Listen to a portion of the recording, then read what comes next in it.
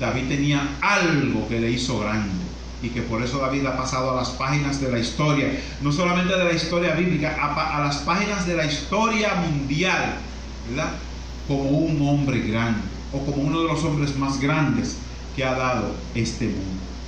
Y ni qué decir de la historia bíblica de David, ni qué decir sobre eso. Bueno, pues David tuvo que abandonar las luchas y los campos de batalla ya a causa de su edad, ¿verdad? Lamentablemente, todo el mundo llega a un final, todo se termina, y como dice un dicho por ahí, hasta la belleza cansa. Todo llega al fin, hermanos. La vida llega a su final. Aquí hemos sido testigos de hermanos que nos han marcado, ¿verdad? Pero que lamentablemente llegaron al final. Podríamos recordar a muchos hoy.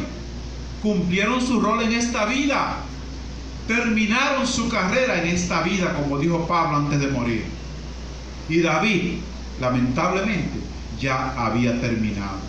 Ya su edad, ¿verdad?, y los avatares del afán y de las batallas y de su vida como guerrero ya no le daban más.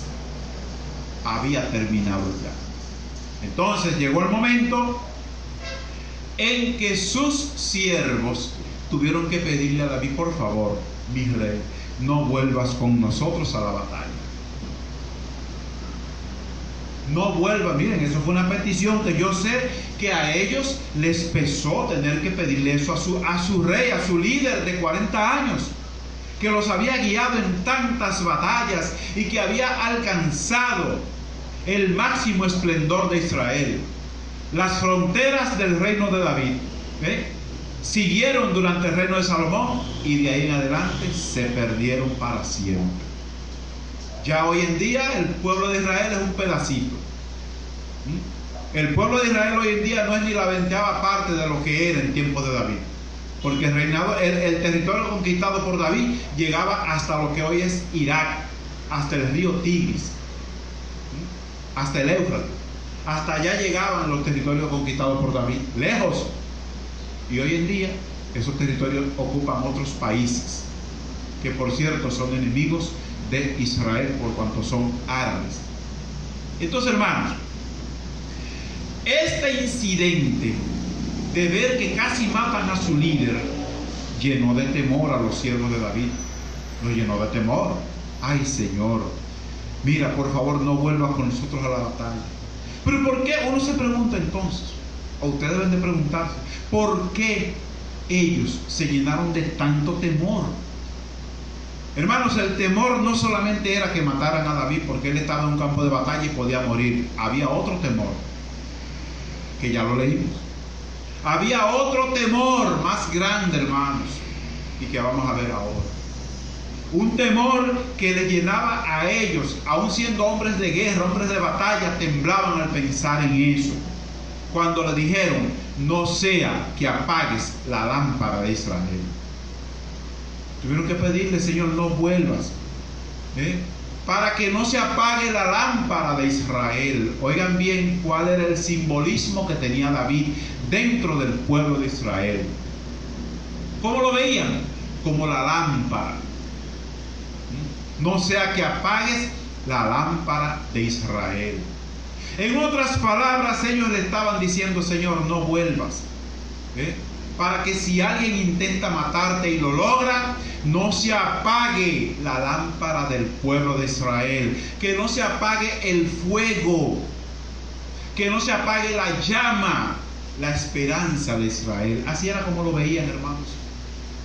Y por eso le pidieron: Señor, no vuelvas con nosotros a la batalla, mejor quédate, ¿verdad? Que tú allá nos sirves mejor, manteniéndote con vida, manteniendo encendida la llama, manteniendo encendida la esperanza. Allí le servía mejor David, estando vivo, ¿verdad?, hablándoles, etc. Pero si lo mataban, eso podría constituirse en un trágico, pero en trágicas consecuencias para Israel. Para los israelitas, David era su ángel, era su guía, era su mentor, era su pastor. Y recordemos que David comenzó como pastor de ovejas. Recordemos que a Moisés, el mismo Moisés, Dios lo llevó durante 40 años al desierto a cuidar ovejas, antes de que emprendiera la obra de liberar a Israel de la esclavitud egipcia. Entonces, hermanos, la muerte accidental de David sería una tragedia de incalculables consecuencias para Israel. En ese momento, los israelitas no concebían la ausencia de David, no la concebían. En ese momento los israelitas sencillamente no eran capaces de asimilar qué pasaría con Israel si David hacía falta, si David se iba, si David desaparecía. Ellos no eran capaces.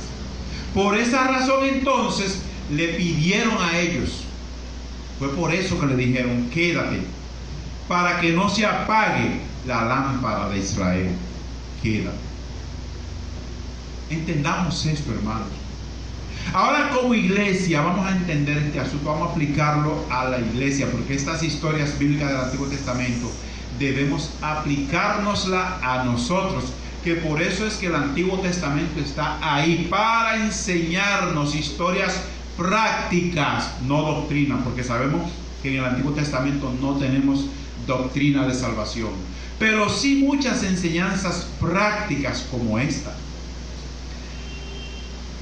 Como iglesia, nosotros tenemos que tener el mismo temor que los siervos de David como iglesia.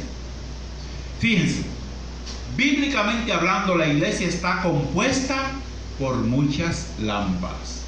Cada uno de ustedes es una lámpara, o cada uno de nosotros es una lámpara que debe alumbrar. Eso dijo Cristo en Mateo 5, 14 al 16, ¿verdad? Eso dijo el Señor. Y en Apocalipsis 1:20, la iglesia está simbolizada por el candelero. ¿Qué era el candelero? El candelero tenía 7 brazos, ¿verdad? Con una lámpara en cada uno. El candelero.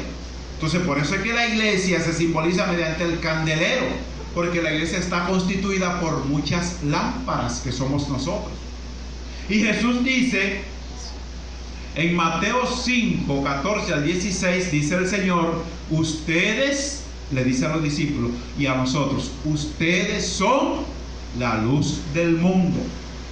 Entre otras cosas, sigue diciendo: no se enciende una luz y se pone debajo de un almud, sino sobre el candelero, y alumbra a todos los que están en casa. Así alumbre nuestra luz delante de los hombres, para que vean. Somos lámpara. El mundo tiene que vernos refulgir, el mundo tiene que vernos resplandecer. Pablo dice a los filipenses: para que resplandezcan como luminares en el mundo. Tenemos que resplandecer como lámparas, como luminares, como esas lámparas que ponen en los vehículos por delante, que son de LEDs, que cuando prenden uno no puede ver nada porque refulgen demasiado. Así debe resplandecer el cristiano, porque somos la lámpara que alumbra el mundo mediante la luz de Cristo. La luz que con que nosotros alumbramos no es nuestra, es Cristo el que alumbra a través de nosotros. Nosotros solo somos simplemente portadores de esa luz. Eso es lo que somos. Hágase de cuenta que usted lleva la luz así, alumbrando a todos, hermanos. Hágase de cuenta eso. Entonces, nosotros, hermanos, debemos llevar al mundo la luz de Cristo. Amén. Por eso es que como iglesia, repito, tenemos que tener el mismo temor que tenían los siervos de David. Ay, Señor, si tú te mueres, se apaga la lámpara. Pero en este caso no es si nosotros morimos, porque hace 2000 años la iglesia está sobre la tierra y ha permanecido, y ahora más que nunca. El asunto está en que un cristiano de manera personal deje apagar su lámpara. Ahí es que está el problema. Si usted y yo de manera personal permitimos que se apague nuestra lámpara. ¿Y cómo se apaga la lámpara de un cristiano? Hermano, de la forma más fácil. Cuando un cristiano contrista al Espíritu Santo, puede provocar que se apague su lámpara. Cuando un cristiano deja de congregarse, por la razón que sea, puede provocar que se apague su lámpara. Cuando un cristiano hace cualquier cosa que no sea del agrado de Dios, puede provocar que se apague su lámpara. ¿Es la voluntad de Dios que se apague la lámpara de un cristiano? Cuando un cristiano se cansa, y recordemos, por eso traímos el ejemplo, David se cansó, pero era porque estaba en medio de la batalla, no estaba sentado en su casa mirando televisión. Ay, qué cansado estoy de ver televisión, de ver novelas o de ver películas, me acostando. Ese no es el cansancio. Ay, Dios mío, estoy cansado de este trabajo. Ese no es el cansancio al que se refiere aquí, hermano. Dios quiere un cansancio en usted, pero que usted se canse de estar en su obra, que usted se canse de estar en la obra de Dios, que usted se canse dentro del campo de batalla de Dios. Ese es el cansancio que Dios quiere.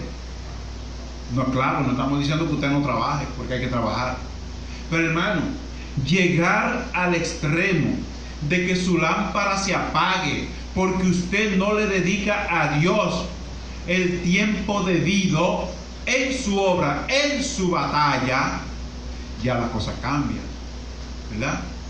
Pablo le dice a Timoteo: mira, tú tienes que batallar, ya yo batallé, ahora te toca a ti, ya yo terminé mi pelea, Timoteo, ya yo acabé mi carrera, ahora pelea tú, le dice Pablo a Timoteo, ahora pelea tú, mira, ahí está la batalla, mira el campo de batalla como está, tenemos un enemigo fuerte que es el diablo, pelea, no te dejes vencer. Pedro dice que el diablo anda como león rugiente, buscando a quien devorar. ¿Te vas a dejar comer de Satanás? ¿Te vas a dejar vencer? ¿Vas a dejar que el diablo venga y asople la vela y te apague la lámpara? ¿O te corte la luz y se apague la lámpara? No, hermano. Trata de mantener tu lámpara encendida. Recuerden la historia de las vírgenes insensatas. Se les acabó el aceite y se les apagó la lámpara. Y cuando quisieron buscar aceite, ya estaba cerrada la tienda donde vendían el aceite. Y se quedaron. ¿Te vas a quedar tú porque hayas dejado apagar tu lámpara? David no podía morir porque era el líder espiritual de Israel. La iglesia ha de permanecer.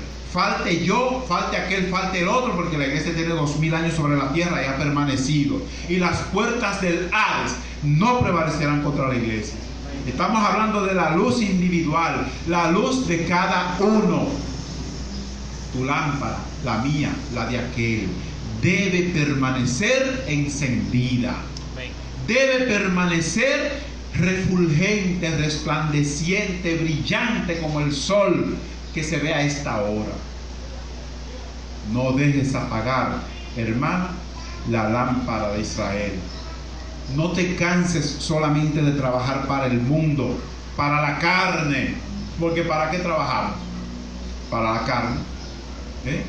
El trabajo, cuando conseguimos 8 chelitos, no es para alimentar el espíritu, ¿verdad que no? Usted no va al colmado: mira, dame libra y media de fe, dame 2 libras ahí de esperanza.